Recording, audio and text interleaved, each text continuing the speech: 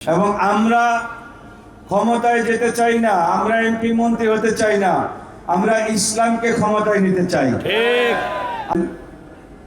10 তারিখে আমাদের এই নির্বাচনী গণসংযোগ বন্ধ হয়ে যাবে। এরপর আমরা আর গণসংযোগ করতে পারবো না।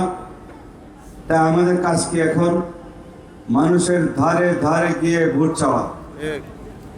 একটা লোকও ঘুমাবো না। আজকে নামাজ পড়ে ইনশাল্লাহ আল্লাহর কাছে চাইবো যে একজন ভালো লোক আমাদের প্রার্থীকে আল্লাহ আপনি বিজয় করে দেন।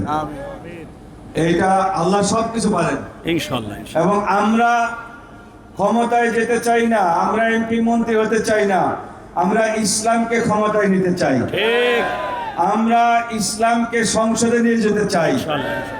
সব সময় মনে করবেন, ইসলাম যদি ক্ষমতায় আসে তাহলে কোনো জনদুর্ভোগ অশান্তি থাকবে না।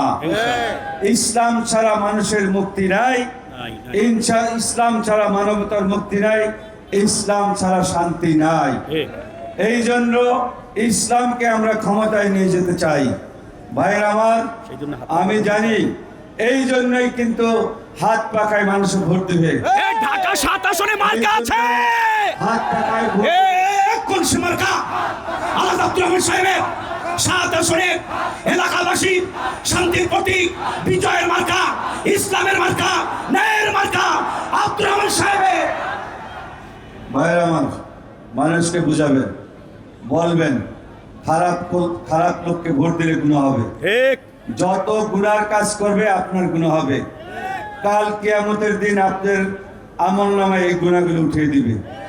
আর ভালো লোককে ভোট দিলে যত ভালো কাজ করে, সওয়াবের কাজ করে, আপনি সওয়াবের অধিকারী হবেন। ঠিক আমরা, আপনারা জানেন যে মসজিদ মাদ্রাসার খেদমতে আছি।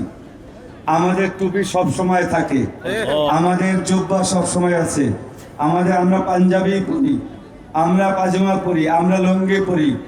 আমাদের কিন্তু কোনো সমস্যা নাই যে এখন নতুন করতেছি। এখন নতুন টুপি আলাদের বুঝে শুনে ভোট দেবেন ইনশাআল্লাহ।